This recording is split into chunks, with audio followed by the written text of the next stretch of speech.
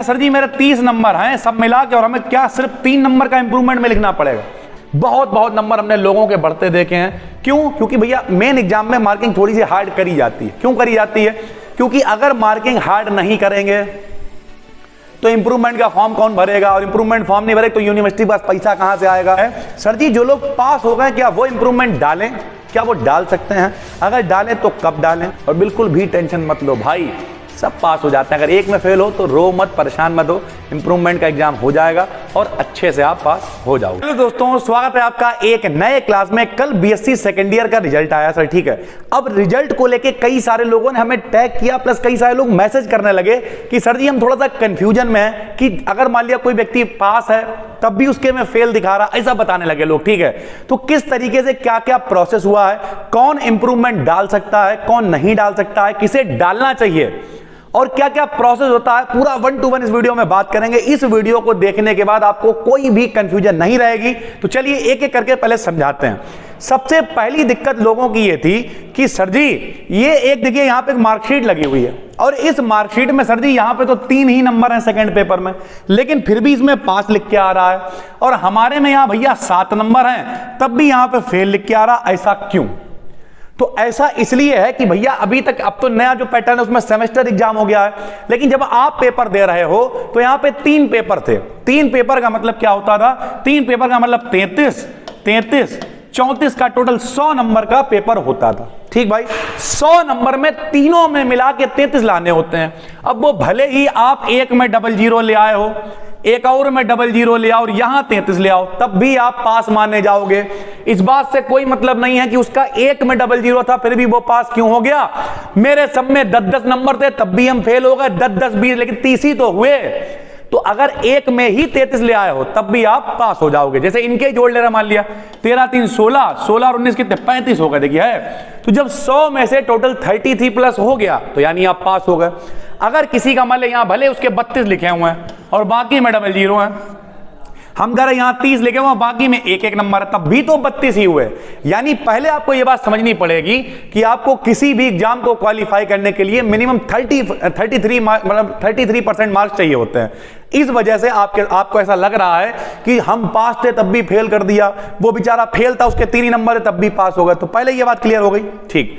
अब सर जी अब हम फेल तो हो ही गए, अब हम करें क्या? तो उसके लिए रोना और लोटना नहीं है बहुत ज्यादा। जो हम आपको तरीका बता रहे हैं उसे आराम से समझो। एक्सपीरियंस हमें भी अब बहुत हो गया है, पिछले 10-12 साल हो गए यही सब करते करते, ठीक है। तो अब आराम से समझिए करना क्या। नंबर 1, सर जी जब हम फेल हो गए तो अब हमें क्या करना चाहिए? तो देखिए भाई, जो भी व्यक्ति एक सब्जेक्ट में फेल हुआ है वो बिल्कुल भी टेंशन ना ले, बहुत आराम से वो पास हो जाएगा। जो 2 या 3 में फेल हो गए हैं उनके पास 1 नंबर में कोई तरीका नहीं। सर जी 2 नंबर का अपने पास कोई काम नहीं है। करवाने वाले यूनिवर्सिटी, फिर भी हम आपको इशारों में बता दे रहे हैं, करवाने वाले यूनिवर्सिटी चले जाते हैं, हो सब जाता है यार, देखो खुली भाषा में बता रहा है। अब हमें, मेरी नहीं जान पाया, लेकिन हमें लोगों ने बताया यूनिवर्सिटी चले गए, जुगाड़ करवा ली, ठीक है। इंप्रूवमेंट का रिजल्ट आया, उसी के संग में उनका भी आ गया, मतलब तीनों में फेल थे तब भी जुगाड़ हो गई। पैसा चलता है यार, वो एक बेकार तरीका है, उससे हमारा कोई ताल्लुक नहीं। जो जेन्युइन तरीका उस पर बात करते हैं, ठीक है। तो अगर कोई भी व्यक्ति एक सब्जेक्ट में फेल है या सब में पास है, आराम से समझना इसे, या तो एक सब्जेक्ट में फेल है तब तो अरे इंप्रूवमेंट का मतलब ही क्या है? इंप्रूवमेंट का मतलब है कि आप अपने अंकों को सुधार सकते हैं, आपको मौका दिया जा रहा है। तो अगर आप एक सब्जेक्ट में फेल हैं किसी भी एक में, तो आप आसानी से क्या कर सकते हैं? पास हो सकते हैं, ठीक भाई। आपको कुछ नहीं करना है, अभी इंप्रूवमेंट थोड़ा सा इंतजार करना है, इंप्रूवमेंट के फॉर्म आएंगे उन्हें भर देना है और आराम से पास हो जाना, बात खत्म हो गई। अब कुछ लोग कहेंगे सर जी इंप्रूवमेंट में तो पढ़ना पड़ेगा दोबारा से, उसका क्या प्रोसेस होगा अभी समझ आते हैं। तो उसका प्रोसेस बेसिक ये है कि जैसे मान लिया किसी के नंबर 5 है, सर जी मान लिया 10 नंबर है मेरे, या सर जी मेरे 30 नंबर हैं सब मिला के और हमें क्या सिर्फ 3 नंबर का इंप्रूवमेंट में लिखना पड़ेगा? नहीं, इंप्रूवमेंट का मतलब है आपको दोबारा से पेपर देने को मिलेगा और आपकी मार्किंग 0 से शुरू होगी। आप जितने नंबर का उसे कर दोगे उतने नंबर आपको मिल जाएंगे। इतना ज्यादा डरने की जरूरत नहीं है, बहुत आराम से नंबर बढ़ जाते हैं। जितना आप मेन एग्जाम में लिख के आए और आपके 30 नंबर आए हैं, मान के चलो उतना ही लिखाओगे तब भी कम से कम 50 नंबर आ जाएंगे बहुत आराम से। बहुत नंबर हमने लोगों के बढ़ते देखे हैं। क्यों? क्योंकि भैया मेन एग्जाम में मार्किंग थोड़ी सी हार्ड करी जाती है। क्यों करी जाती है? क्योंकि अगर मार्किंग हार्ड नहीं करेंगे तो इंप्रूवमेंट का फॉर्म कौन भरेगा, और इंप्रूवमेंट फॉर्म नहीं भरे तो यूनिवर्सिटी के पास पैसा कहां से आएगा। तो जानबूझ के कुछ मार्किंग हार्ड भी होती है, मेन एग्जाम में लोग फेल होते हैं, लेकिन उसके बाद वो आराम से पास हो जाते हैं। ये तो बात उनकी है जो एक सब्जेक्ट में फेल है। तो इंप्रूवमेंट भरिए, आराम से पास हो जाओगे। मेरे हिसाब से तो जो है सिर्फ कॉपी भराओगे तब भी पास हो जाओगे, कोई टेंशन नहीं। तो बिल्कुल भी डरना नहीं है। हाँ, कुछ लोग कहेंगे फेल हो गए, गिनवा दिया, कोई बात नहीं यार, 1-1.5 महीने की बात है।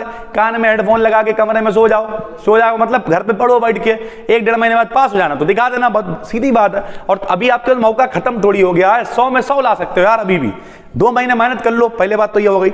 दूसरा तरीका ये है, सर जी जो लोग पास हो गए क्या वो इंप्रूवमेंट डालें, क्या वो डाल सकते हैं? अगर डालें तो कब डालें? तो एक हम आपको एवरेज बता देते हैं। बिल्कुल आप डाल सकते हैं। इंप्रूवमेंट डालने के बाद भी एक खास बात होती है। खास बात क्या होती है? मान लिया किसी बच्चे के 70 नंबर हैं और वो इंप्रूवमेंट दोबारा से पेपर देता है, उसके नंबर मान लिया 55 ही आते हैं पेपर में, तो उसे पुराने वाले नंबर मिल जाते हैं, 70 से 70 ही मिल जाते हैं। लेकिन सर जी तो फिर तुम बढ़िया दोबारा पेपर देने को मिल जाएगा। लेकिन अब मेरी एडवाइस सुनिए, फाइनल ईयर के लिए आपके पास बहुत कम टाइम बचा हुआ है, तो अगर आप पास हो गए हो तो हम यही कहेंगे आप इंप्रूवमेंट मत डालो। दिसंबर लगभग खत्म होने वाला है, अभी इंप्रूवमेंट के एग्जाम पता नहीं कब होंगे, और फिर आपको पढ़ना तो पड़ेगा। और फाइनल ईयर कई बच्चे तो ऐसे होंगे जो इंतजार कर रहे होंगे पास होने का, कि जब हम पास हो जाएंगे तब पढ़ना शुरू करेंगे। उन्हें अभी सिलेबस नहीं पता होगा फाइनल ईयर का क्या है। हालांकि आज या कल से ही हम लोग फाइनल ईयर स्टार्ट कर रहे हैं। बीएससी अपना जो दूसरा चैनल है BDKDN BSc में फीचर्ड में लगा हुआ, उसे जाके सब्सक्राइब कर लीजिए। उस पर फिजिक्स और केमिस्ट्री के दोनों प्रॉपर क्लासेस आएंगे, सारे के सारे सर, ठीक है। तो सबसे पहली बात तो ये, तो फिर भी सर जी क्या अगर हमें डालना है, मेरा सब तैयार है, तो हम क्या करना चाहिए? तो आपको अगर भैया नंबर 60 से कम है तो आप इंप्रूवमेंट डाल लो, अगर पास हो तब भी। लेकिन हम यही कहेंगे अगर पास हो गए तो कहाँ चक्कर में पढ़ोगे यार, जितना आप वहाँ पे दोबारा से पढ़ोगे उतना आप अपना जो नया सेशन है ये जो फाइनल ईयर वाला, इसमें पढ़ के मेहनत करके और अच्छे नंबर आप बना सकते हो, ठीक है भाई। तो उम्मीद करते हैं पूरी बात समझ में आ गई होगी। और बाकी कुछ और भी रिजल्ट हमने यहाँ पे लगाए हैं, बच्चे हैं ठीक है भेजते रहते हैं लोग स्क्रीनशॉट। जैसे ये देखिए मैथमेटिक्स का रिजल्ट है, काफी अच्छे नंबर बच्चे के हैं और इनका टोटल है 308, ठीक किसी बच्चे का होगा। ये परसेंटेज कैसे बनती है, कुछ लोग 1-2 लोग पूछ रहे थे। तो परसेंटेज बनाने के लिए कोई बहुत रॉकेट साइंस नहीं है, क्या करना है 450 आपका टोटल होता है, 450 नीचे लिख देना है।